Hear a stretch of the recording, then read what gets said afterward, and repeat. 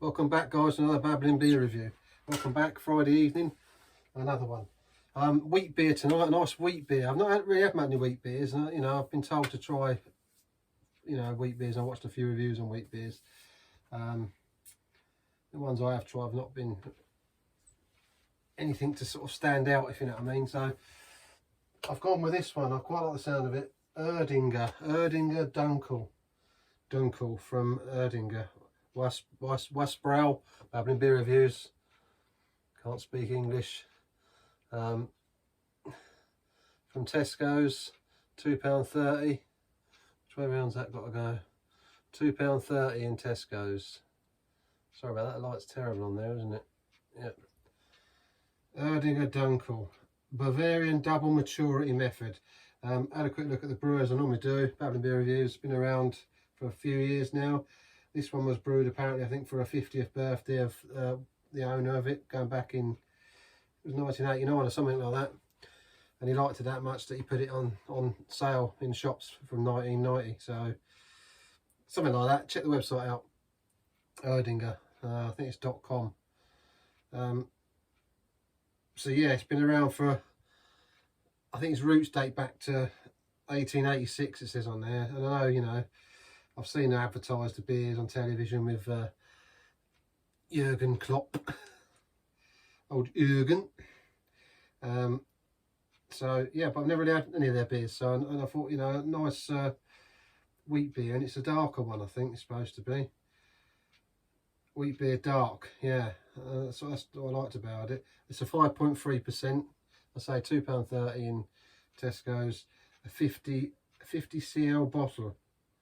So nice. I quite like this. It looks a posh looking beer. I like the labelling. It's very nice. Very sort of yeah, it's regal looking. Almost sort of like a miniature wine bottle almost. Just me babbling beer reviews, I know. So yeah, I had a quick look at what I like on here. Is there's a nice description of what to expect. That sort of gives you the flavourings and the aromas. If I can find where it was when I was looking. It does say that you're supposed to have it in the Erdinger glass, to get the best of the taste. Apparently when it opens up at the top or something, it gives a bit the better aroma. I haven't got one, unfortunately, so Babbling beer reviews here. I've got to use my trusty, what is this one? St James's Gate glass. I use for my beer, so I must try and get hold of an Erdinger one. I've got a Stropperman one or something like that, I think, somewhere knocking around another bar there, but I'll stick with this. But he does say, you can get more of the flavourings from their unique shaped glass. So a curved shaped glass ensures that wheat beer flows slowly, entering the mouth behind the tip of the tongue. This helps emphasise delicate malt notes with hints of nut. I'm nuts, so ideal. It's at 5.3%, but it gives you a whole rundown of like different hops they use. The soul of our beer, Erdinger's master brewers use exquisite hop varieties that give our wheat beer a mildly aromatic bitterness. Our yeast, top fermenting yeast, gives wheat beer its typical fruity aroma. Erdinger's brewing yeast is specially cultivated in the brewery and is absolutely unique. So looking forward to trying this actually. Our malt gives the beer its body and colour. Our experienced master brewers select for very special wheat and barley varieties as well as roasted malt for our Erdinger Dunkel. I think that's how you say it, Dunkel. And our spring water. Beer is 90% water. All the other bits added on, as we know. Our brewing water is drawn from 2 brewery wells 160 metres deep, so they get their own water. So it sounds quite nice. Yeah, it was his 50th birthday. It was Werner Brombach's. I can't say his name. Werner Brombach. Something like that. Babbling beer reviews. His 50th birthday in 1989. The boss was so thrilled with the matured aromatic speciality he decided to put it on the market in 1990. Important note for allergy sufferers, our wheat beer specialities contain roasted malt and wheat, clearly. So it might not be for you if you don't like, if you're wheat intolerant or whatever. Yeah, it says that the appearance is lustrous, deep, dark brown with a creamy head.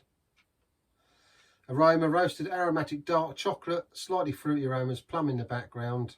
Sounds very nice so far. The flavour, rich malt flavour, subtle nutty flavour. I do like them sort of beers with that sort of nutty taste.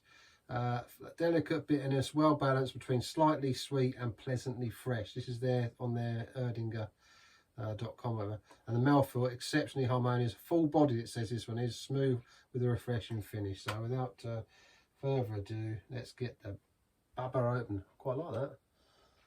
Looks quite nice on the even the glass looks nice. So let's give it a whirl and see. Euros on tonight, so get this done and watch Scotland get beat by Germany. Be very surprised we don't, but stranger things have happened. It is football after all. Did I damage that lovely cap? Another posh one to add to the bottle cap post. Right. Ugh. Smells nice. It smells, you can smell it, dark malty roastedness about it. Sort of a hinted fruity note there as well. Nice and subtle. Smells pleasant. Let's get it in the glass. Let's do the pour guys. I do like that bottle. I think that looks very posh, very smart. The pour. As I say, it won't come out the way it should do because I haven't got the right glass. And as usual, a shocking pour. Shocking. Look at that head on there. That is absolutely horrendously. Oh dear. It's nice though. Come up there. It almost looks like Coca-Cola at the bottom. I'm sure that'll clear a bit. Yeah, it's just looking a bit murky. Very dark. What do we say about the head? It's sort of looks white on there in their glass. So maybe that's what it is. You know, perfect glass for the perfect pint, isn't it? Ever so dark. See some carbonation bottles in Babbling beer reviews. Bubbles in the bottom there. Because this glass has got some sort of markings in the bottom. This St James Gate one. It's sort of, you can see the bubbles coming off of there. Very nice. It's nice and dark. It's not clear. It looks full bodied. It looks a dark beer. Very dark. There is a bit of redness actually. I can look through the light there that's coming through the window. I don't know if you can see it on there, but there is a sort of slight tinge of redness in there. Otherwise dark with a almost coffee sort of coloured head there.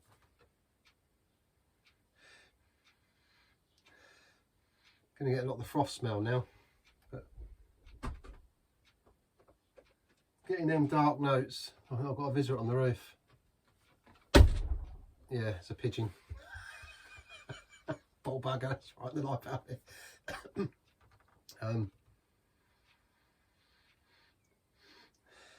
Dare I say, you know, when you first pour a beer and you get that sort of bit of almost glassy taste or glassy scent from it, you know, where it's been sitting in the bottle. Might just be me. Let's say Babbling beer reviews. It smells nice coming out the bottle. I can definitely smell the roasted malts coming through there. And that sort of subtle fruitiness. Let's give it a whirl so I can see if I can get some down. Let's get tasting it. Cheers.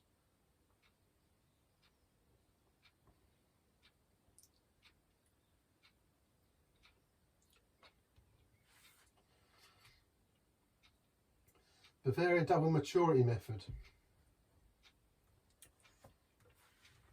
Initially, there's a little slight carbonation for me on there, but again, it's not too bad. It's quite nice. I don't like carbonated, as you know if you watch my channel, but that ain't too bad.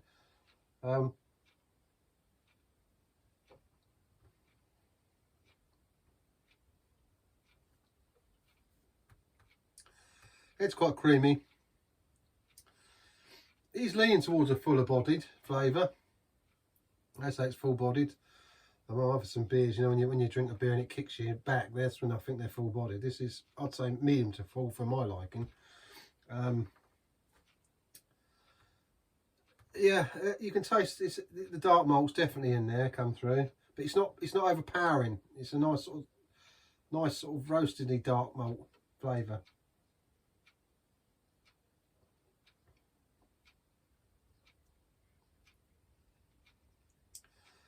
Yeah, hints of fruit. Just very subtly there, hints of fruit. it's quite pleasant actually. I'm surprised it's not as dark. I thought it'd be quite malt. I thought it'd be more maltier tasting, but maybe it's just me. It's not. I mean, it definitely is. You can taste it, but I expected. I don't know. I just had this sort of. Sorry about that shocking, Paul. It might be, as I say, the glass makes a difference. It's a 5.3. It might just be me, you know, but I sort of thought maybe it'd be a bit more. I don't know. I expect it to be really sort of roasty, toasty flavour. Maybe it's just. As I say, we're all different. What we like, get it up the nose and cut through that froth would be all right.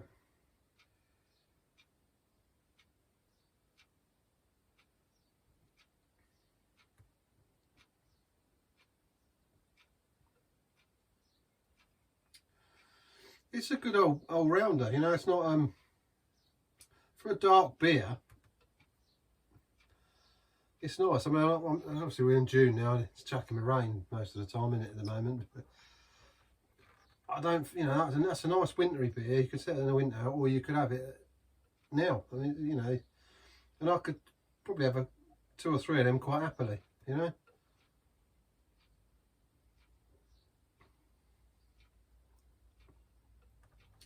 Definitely not a lot of, you know, the carbonation sort of isn't too bad at all. It's, you know, now I've had a few mouthfuls of it, it's yeah, it's dropped away. It's definitely more on the malty side.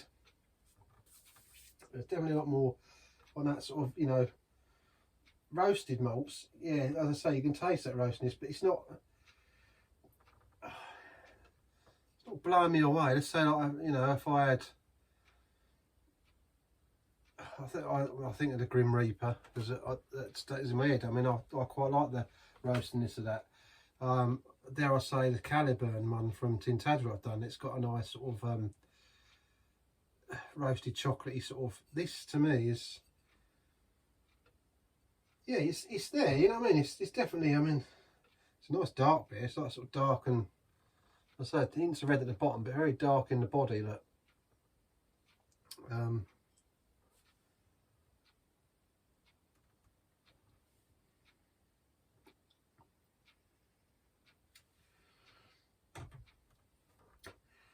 yeah, I mean, dare I say, I'd like it a bit heavier on the malts, but that's just my preference. You know, to me, it's a nice beer.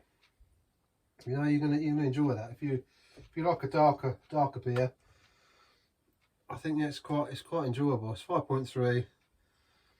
As I say, the flavours are subtle in there. It's not, you know, you're not going to get. I mean, I think I was expecting to get blown away a bit, to be honest. I'm really honest. Just looks really inviting, and as I say, it is nice. Don't get me wrong. It's a nice beer. And it's a wheat beer as well. So I suppose for someone that's not really, you know, well, sort of advanced in wheat beer, I suppose I've got to take that into consideration as well. It's the wheat beer. What's the ingredients? Water, wheat malt, barley malt, roasted malt, hops, yeast.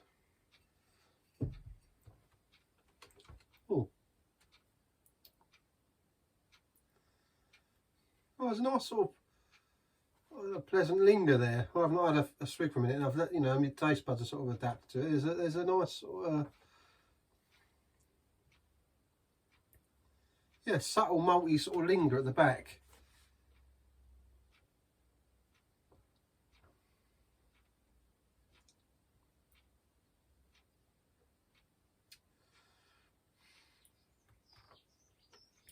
Definitely check it out. It's worth a look. If you like a sort of good all-rounder darker beer that's well balanced in flavour, with a nice sort of more, I suppose, a subtle maltiness in it. You know, it's not. I wouldn't say it's nice. It's more malty than anything else, and it's a sort of subtle maltiness. You know, for me. I suppose, is it with wheat beers? I suppose they are a bit more murky, aren't they?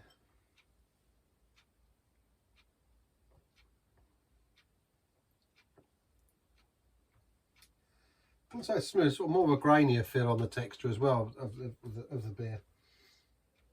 But very nice. So check it out. What do I rate it at? I'm going to go with an 8.5 for me on that one. I think 8.5 because I mean, obviously, yeah, it's good. I enjoy the flavour. It's nice. It's not doesn't sort of blow away, but it's a nice beer. You know, it's a good all-rounder. A nice dark malty wheat beer, I suppose. I guess. But yeah, check it out. Have you had one? If you have, put it in the comments. What do you think to it? What do you make of it? Yeah, 8.5 for me out of 10. Thanks for tuning in, guys. I will get off and leave you to enjoy your weekend and watch the Euros if you're watching the football. If not and you're avoiding it, you could watch tennis on the other side. Or you could just avoid the sports altogether. Whatever you're doing, have a good weekend, and I'll see you back here soon for another Babbling beer review. Take it easy, guys. I'll see you soon. Cheers.